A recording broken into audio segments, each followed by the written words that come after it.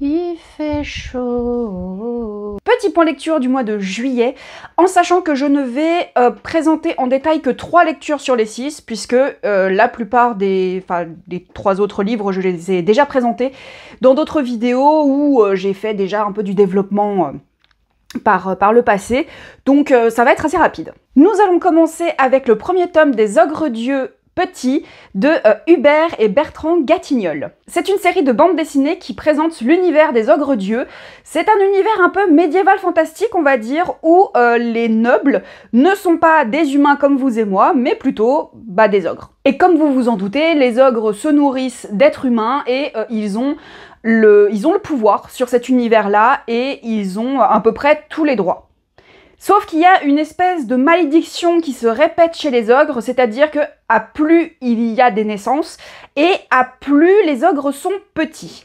Au point que un jour, la reine va accoucher sans vraiment s'en rendre compte d'un tout petit bébé de presque la taille d'un humain qu'elle va appeler Petit. Et vu que les autres membres de sa famille essayeraient de le croquer s'ils découvraient qu'il était encore vivant, la reine va le confier à une tante qui a déjà eu des actes un peu répréhensibles, en tout cas de rébellion, par le passé et dans sa jeunesse, et donc Petit va grandir dans le secret et va essayer de, en même temps d'être un ogre, puisqu'il a les particularité physique tout comme physiologique, on va dire, puisqu'il a besoin de manger de la viande humaine. En tout cas, c'est ce que les autres ogres aimeraient lui faire croire. Et d'un autre côté, il y a cette fameuse tante qui essaye de lui montrer que les ogres ne sont pas des bêtes féroces comme les autres aimeraient bien le croire et qu'ils sont capables d'apprécier les arts des humains et qu'ils sont capables de vivre en totale harmonie avec eux. L'énorme point positif de cette BD, c'est que l'univers est hyper intéressant. Tout cet univers autour des ogres, autour de justement cette malédiction qui fait que le premier des ogres, le premier ogre-dieu, en fait, était aussi grand qu'une montagne, alors que, Petit, il fait partie de la famille royale, il est même le descendant de la famille royale, mais il est tout petit, hein, comme son nom l'indique. Et en plus, au fur et à mesure de la lecture, nous avons également des portraits de certains aïeuls et de certains ancêtres des ogres. On a notamment la vie de cette fameuse tante qui vit un peu en autarcie par rapport aux autres ogres. Dans ce premier tome, on voit un peu les prémices de l'oppression des humains par rapport aux ogres, c'est-à-dire que la plupart des humains qui sont au palais sont des servants, ou servent de nourriture tout simplement, et il y a carrément des organisations de fermes pour que ce soit les meilleurs gènes qui soient sélectionnés pour devenir les plats des ogres. C'est vraiment très intéressant ce côté-là, bien qu'il ne soit pas suffisamment exploité selon moi, mais peut-être que dans la suite, ça l'est un peu plus. Et ce que j'ai beaucoup aimé également, c'est cette différence justement entre les superstitions des ogres et puis les convictions qu'ils peuvent avoir. C'était hyper intéressant de voir un peu ce duel idéologique, on va dire. On peut aller sur ce terrain-là. C'était vraiment intéressant. Le problème, c'est que je n'ai pas été bien plus convaincue que ça. Je pensais beaucoup plus aimer cette série, en tout cas ce premier tome. Mais je sais pas, le découpage dans la BD ne m'a vraiment pas convaincue. Et parfois, certains portraits m'ont un petit peu ennuyée, puisque c'est vraiment présenté avec un portrait de l'ogre dont il est question, avec plusieurs pages de texte, comme un roman, avec la vie de cet ogre. Et autant il y en avait certains que j'ai trouvé hyper intéressants, par exemple le premier Ogre-Dieu, c'était hyper intéressant à lire, et cette tante.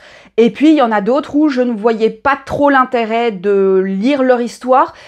Comme dit, je n'ai lu que le premier tome et je ne pense pas lire la suite, donc je ne saurais vous dire si ça valait le coup de lire les portraits des ogres dans le premier tome, mais à mon avis, c'est effectivement construit comme ça pour qu'on comprenne bien plus tard les influences et les déplacements des ogres. Le fait que ces ogres-là pensent être les derniers sur Terre et peut-être pas, en fait. C'est un peu aussi une des questions dramatiques de cette série. Donc, l'univers est très intéressant, il est très riche, cependant je n'ai pas été convaincue et je pense que c'est surtout le découpage qui m'a vraiment perdue à certains moments. Donc voilà, je ne peux que vous la recommander par contre parce que c'était vraiment très bien. Je ne peux pas dire que c'était une mauvaise BD, c'est absolument pas le cas, c'était vraiment très bon. Les dessins sont somptueux, il y a certaines planches qui sont magnifiques avec justement ce détail du gigantisme des ogres avec la petitesse des humains, c'était fabuleux. Ensuite, j'ai lu Paternoster de Julia Richard, qui est l'histoire de Dana, qui est d'origine algérienne, si je me souviens bien, qui est invitée par son petit ami Basile à aller en vacances dans la maison de vacances de ses parents, qui sont des riches blancs.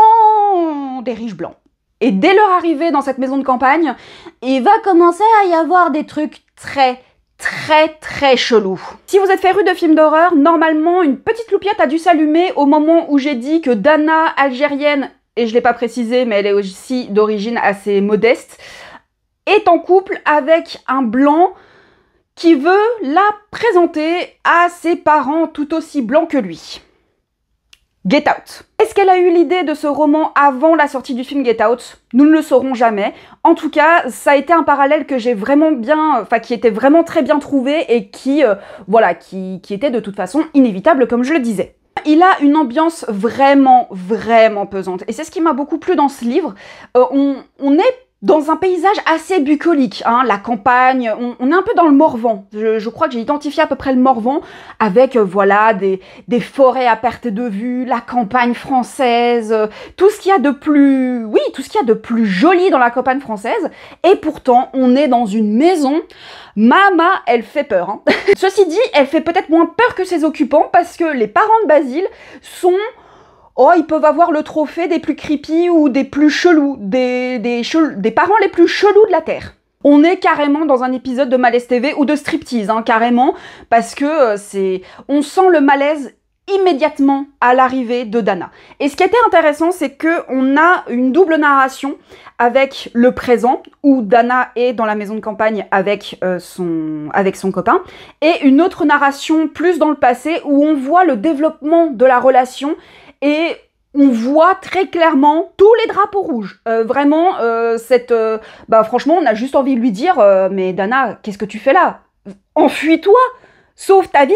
Comme vous pouvez vous en douter, vu que j'ai fait le parallèle avec Get Out, ce livre aborde l'identité quand on est issu d'une minorité en France et que on essaye de trouver sa place. Or, est-ce que c'est vraiment facile quand on fait partie d'une minorité, quand on fait partie de l'immigration? Qu'est-ce qu'on est prêt à laisser derrière soi justement pour trouver cette place qu'on aimerait bien nous donner ou qu'on aimerait bien avoir en fait? Et tout un truc aussi sur le manque de communication, sur l'emprise, la manipulation, cette pression de l'intégration qui est absolument folle.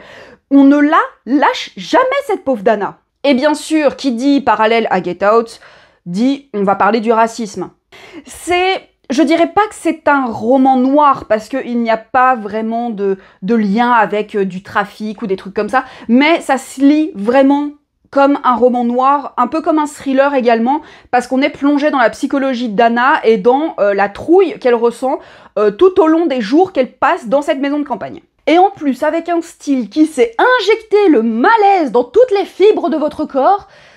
Bref, c'était vraiment une très belle expérience. Je vous recommande vivement ce livre si vous êtes à l'aise évidemment avec tous ces sujets et si vous aimez bien avoir des petits frissons en ce moment avec cette chaleur, c'est pas plus mal. Voici les livres sur lesquels je vais passer assez rapidement. Ce sont 2 œuvres graphiques d'ailleurs, c'est assez marrant.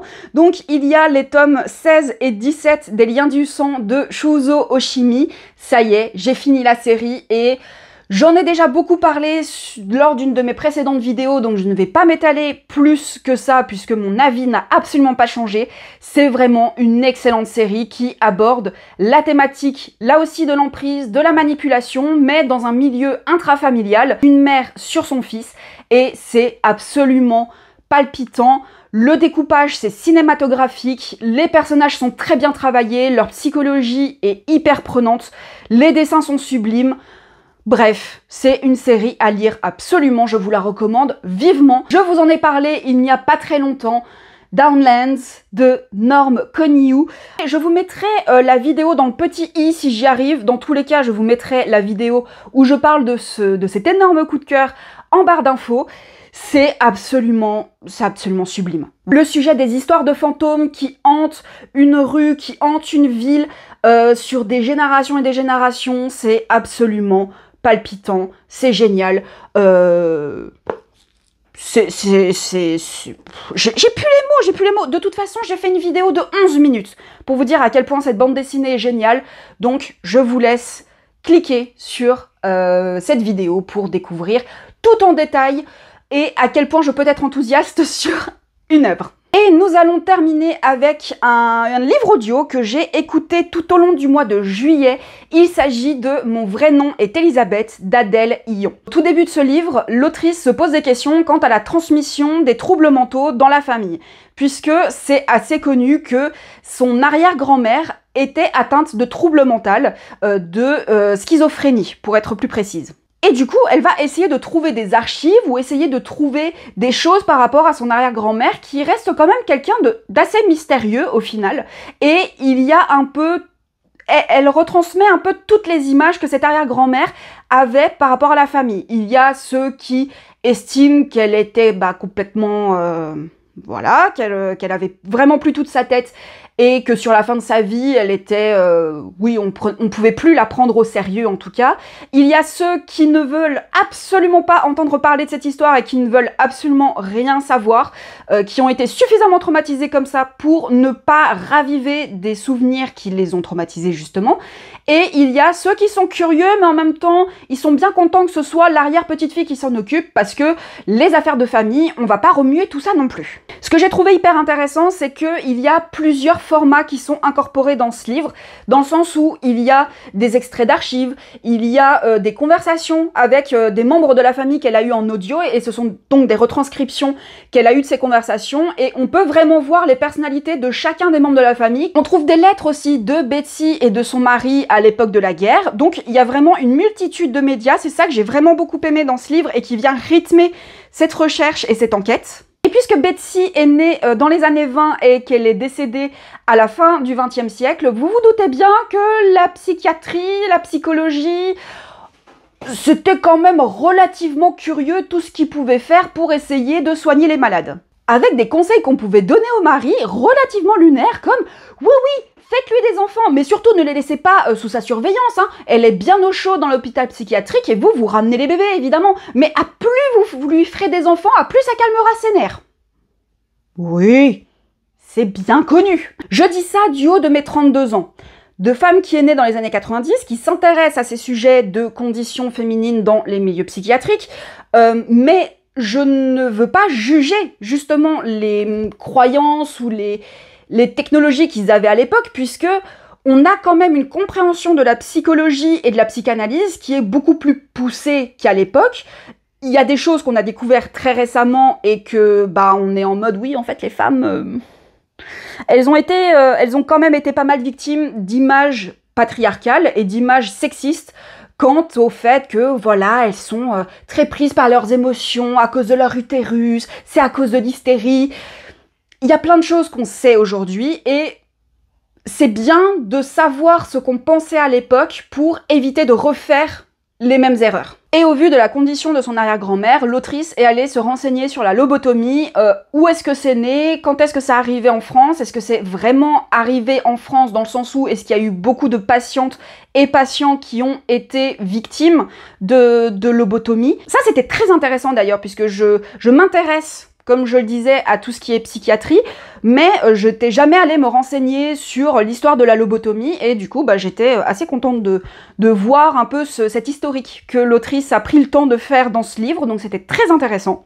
Donc si vous avez envie de connaître un peu plus les conditions des femmes dans un milieu psychiatrique ou quand elles étaient atteintes de troubles psychologiques, je vous conseille vivement de lire ce livre puisqu'il était vraiment très intéressant et vraiment bien rythmé du fait qu'il y a énormément de médias qui sont mélangés. C'est vraiment très bien fait pour un premier livre, franchement chapeau. J'espère que cette vidéo vous aura plu, n'hésitez pas à partager, commenter et à mettre vos lectures du mois de juillet en commentaire bien évidemment. Et je vous dis à très vite pour une prochaine vidéo.